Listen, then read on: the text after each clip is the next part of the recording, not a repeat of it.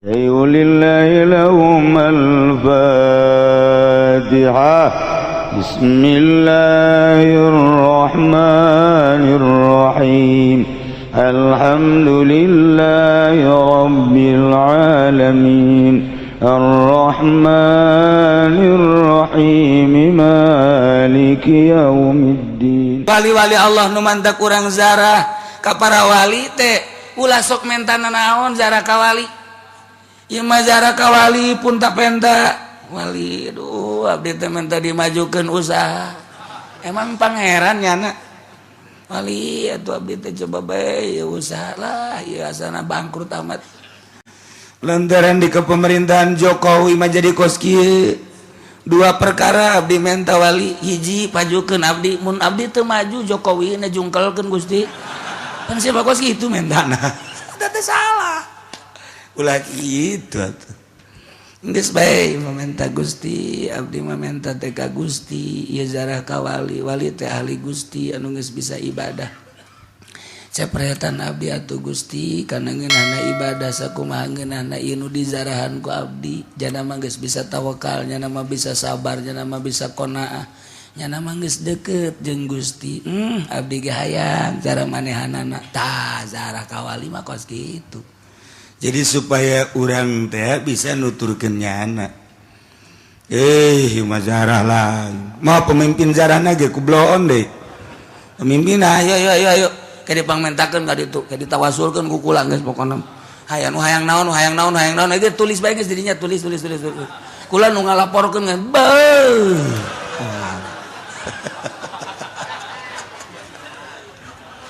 Eta tolong pemimpin zarana lain hayu pupuk supaya rapih nyahueun kana aturan-aturan zarah nu mantak Muhammadiyah ngaharamkeun ge eta nyana. Eta kos kitu haram ku zarah kos kitu mah. Ulah haram naon kitu zarah ka para wali basa kumaha. Eta teh tadi supaya kacepretan kabeleteran. Masyaallah.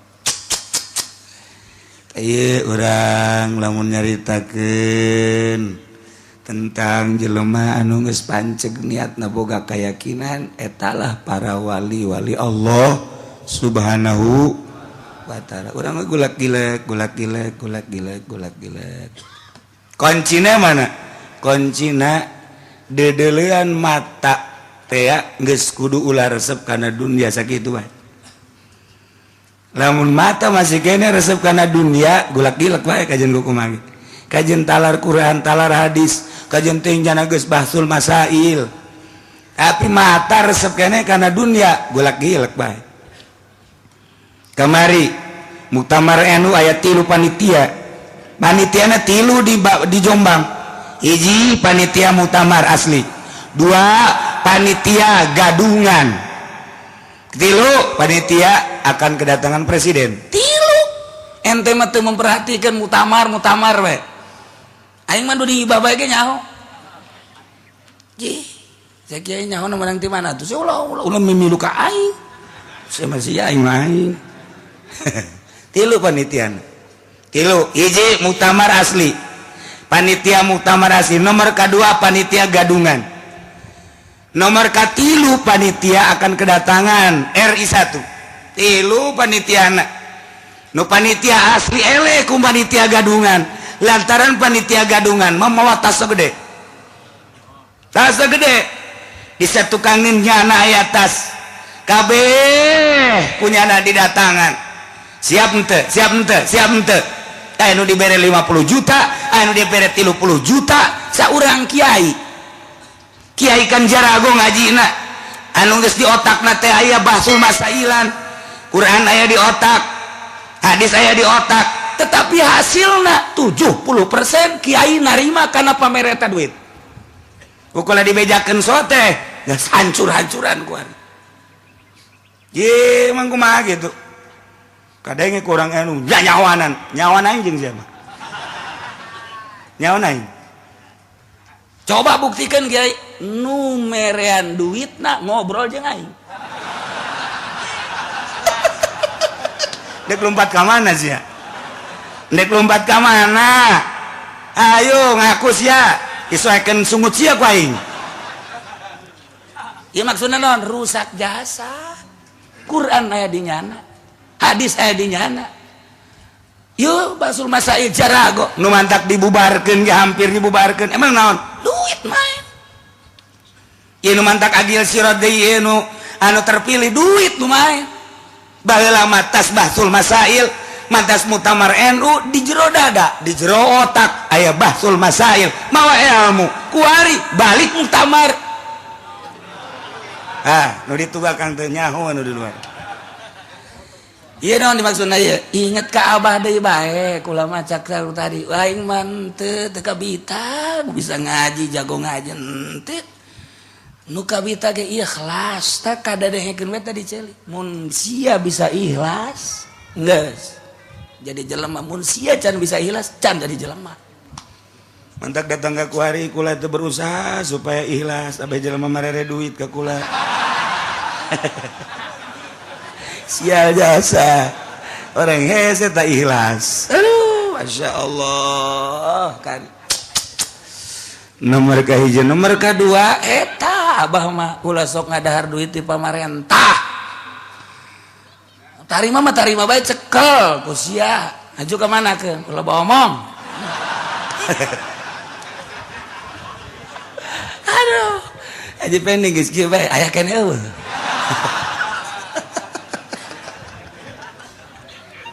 Ieu kula ngabejakeun sote lainna naon supaya ulah jadi rahasia agama abe maju. Urang jeung pamarentah ulah bendu. Jaloba kepentingan anu urang teh diuruskeun ku pamarentah. Nu ulah sote lain babarengan jeung pamarentahna, ja birokrasi memoal kaluati pamarentah. Partai kaya di pamarentah, hayu dukung pamerena ulah dicokot. Cak kitu. Ulah kieu, ulah wah ekstrim jasa ka pamarentah. Ulah negara urang kan negara politik. Politik kan aya di pemerintah, anu ngajalankeun roda politik kan pemerintah. Jangan salah mah lain pamarentahna lain politikna, kiai nu narima duit di pemerintah. Eta nu salahna mah. Lalu bawa omong pun tenang geula.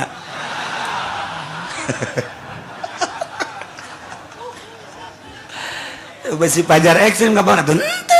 Numanta kula mah jeung lurah wararau, jeung camat wararau, jeung bupati lain bupati Tangerang bae, gubernur loba jasa nu wau, bahkan jelema nu di luhur ge nu dipunclot. Atuh wow, bahkan aya nu pernah mere duit teu ditarima loba saksina henteu ulah. Kan nyana maksa, manya maksa bae kudu bae, terima ku kula. Terima kukula bener nganyana jangka masjid moal mali ka masjid ke. Moal masjid dia moal ulah eueuh duit pemerintahan di masjid dia mah kecuali pribadi-pribadi. Lamun narima geus sabaraha miliar masjid. Ulah ieu mah endek ngaji bae endek ngaji mere tatarina endek 100.000 gede teuing. Asupeun deui cokot 50 gede teuing. Akhirna mah 500 mau nyata geus teu kadale.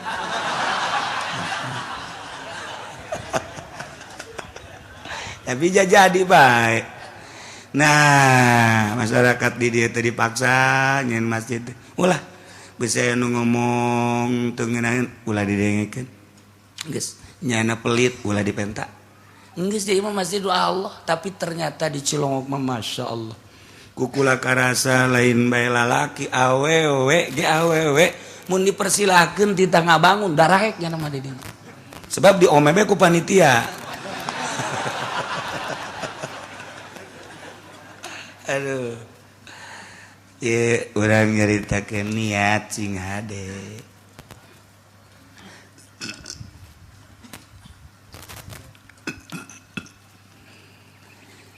Jadi jelema anu geus bisa niatna mantep, hartina mantep boga kayakinan. Yakin teh aya nu datang ka ilmu yakin. Ilmu yakin mah sakadar dina cangkang, aya nu datang kana ainul yakin, aya nu datang kana hakul yakin. Tah eta urang teh dina niat ge dina niat, lamun can datang ka ainul yakin cara urang kieu teu husu. Salat teh husu salat. Sholli fardal maghribi salasa rakaat. Allahu akbar. biasa Allahu Akbar mulai sapatu aing sendal aing anu maling moal nya ieu masjid ieu mah biasana rada rawan ieu aduh ku aing teu dititipkeun ka tempat sapaditipan kan kaduhung jasa ya aing aduh masa si salat kos kitu tah eta kan salat hampir rata-rata Bismillahirrahmanirrahim aya boga duit bangsa 3 juta deui kabeli motor tah ngan 3 juta hese jasa ieu ngan 3 juta aduh beta ka bapak teu dibere ku bapak aya 3 juta ieu keur salat ieu motor nu aya di jero hate lain Allah nu aya teh sapatu nu aya teh sendal nu aya teh kendaraan nu aya teh jabatan kunaon eta niatna kakarak cangkang doang ngaranna ilmu yakin kakarak datang ka ilmu mah kos gitu udaran tapi lamun geus datang ka ainul hakul yakin ainul yakin we mulai husu aya husu ngeunaheun salat Allahu Akbar keagungan Allah bakal katempo keagungan Allah bakal kadeule keagungan Allah karasa bahkan gerak diri nage lain perasaan nangnyana na ngagerakeun Gusti Allah kakarak dirinya aya husu ngeunaheun biasa dina benak di otak aya Allahan di dada aya Allah terus kabeh aya Allahan geus kajen kumaha ge geus ngeunaheun bage ngeunaheun salat teh aya reungit geus teu karasa reungit moal karasa sebab Allah Maha Agung sapira reungit geus teu karasa wang reungit di dia teu geus teu karasa biasa bae urang mah pun salat teh pabelit jeung reungit Allah Wari magdubi alaihim waladhdallin cek urang teh reungit sia jasa ngaganggu ka aing sia aing pindah bae kitu salat reungit ya Allah ku hese-hese teh tah moal bisa lamun urang teu ngarahan kudu diarah terus lalaunan ngan mual bisa datang kadinya sebab naon perpindahan nu diurus teh apandek awak doang atuh urusan awak mah eta kitabna Riyad Takrifatul Muin eta jang urusan awak naik urang deuk ngurusanana deuk ngurusan qalbu atuh kudu pindah kitabna Kifayatul Azkiya Minhajul Abidin sakadar dibaca mah geus lain eta praktek berarti kudu boga guru praktek sakola ge mimiti ilmu kedokteran di meja kemudian praktek manehanana bisi salah nyuntik engke pelebah mana urat nu kudu diasupanana teh pelebah mana ieu praktek ge montok aya nu tas disuntik aju bodas bengkak sabaraha kieu udah jadi ke dokter tanggung jawab buat asa gede kita dokter salah nyuntik mentek kuari tilok nyara runtik dokter masih salah tilok kuari mah main suntik obat bae geus moka teu barari sen nyuntik kuari mah baheula mah suntikanana jago jasa lamun urang deuleu Gusti Hasan bari peureum nya nama nyuntikna ge nongeng trek beres Gusti Hasan kok gitu enak nih penyakitnya iya cenah celi kalau luar cule siapa dibawa ka dieu Gusti Hasan buku urang mah izin nyana ngomong gandengnya sok ada ge ku kabehan cule dibawa ka dieu cakira ka dieu dibersihan tapi emang geus kos gayana Gusti Hasan eta masyaallah beres eta ieu naon deui ieu tuh pan boroknya iya borok bilatungan siapa borokna ge buku urang izin mau borok ka dinya nyana ngomong embat jasa Pak kadia kau yang diroskam sia. Aduh itu Gusti Hasan beres nongeng suntik tret beres nyana nyuntikna ge asal nongeng urang ngaju bae ditotol trot tret beres bangun babarieun teh dokter kuari hese ka nyuntik hese ya Allah kari ieu urang geus boga ainul yakin mah ngeunaheun berarti kan ngurusan hate berarti aya parantina kiai nu jang ngurusan hate Geus lamun jelema datang ka ngurusan awak bakalna kos kitu tingkahna ngomongna. Geus ngomongna ge ngomong awak bae. Ngomongna ge ngomong awak bae. Nyana mah lamun ngariung nu diomong-omongna kepentingan awak bae. Eta jauh bagus lah lamun diberkatkeun. Jang awak kan jauh mah. Jang awak. Eta jeung boluna sakalian. Jang awak pantakan. Nah, wajib kuateun bae. Atuh mah garong ngaranna. Eta jang aja ngariungi jang kepentingan awak. Sing ade panitia, sing ade nya ulah indit sing ade panitia besi poho. Ieu geus negoran panitia bae nya nama. Eta pan masalahna lain amplop mah teu butuh. Jerona jakena. Eta kan jang awak. Ngomongna ge eta, jelema datang ke awak bae nu diomong-omong. Kepentingan awak bae. Jang dahar, jang nginum, jang kendaraan, jang dapur dan lain sebagainya. Berarti eta kiai zohir. Geus lamun engke aya kiai geus teu perlu nu kos kitu nama. Anu dipentingkeun teh kolbu, berarti kiai kolbu kan. Ketika kiai zohir ngomong-ngomong kolbu nyaer. Nyaer teh asana teu napak. Sebab naon? Eueuh di jero hatena ge emang kepentingan zohir. Tapi lamun jelema geus datang ka kepentingan kolbu, nu dicaritakeun kolbu nyana ngurusan kolbu. Urang tersentuh bakalna sebab nyana teh anu di kolbu nyana dikaluarkeun ku nyana ngeunaheun ka urang nikmat. Kumaha lamun jelema geus datang ka marifat di jero hate teh di jero jelema anu marifat loba caian cai eta teh loba bangawanan jalan cai kali sing kolocor di jero marifat mah cai marifat anu lir teu beda jeung cai nu aya di jero kolbu dikaluarkeunana melalui lisan. Ketika jelema marifat nyarita jelema teh milu mandi cai keur dikaluarkeun tiis mandi haju rapi sakali mandi 2 kali 3 kali rapi engke di lembur masing-masing nanya sia rapi amat sih mandi di mana.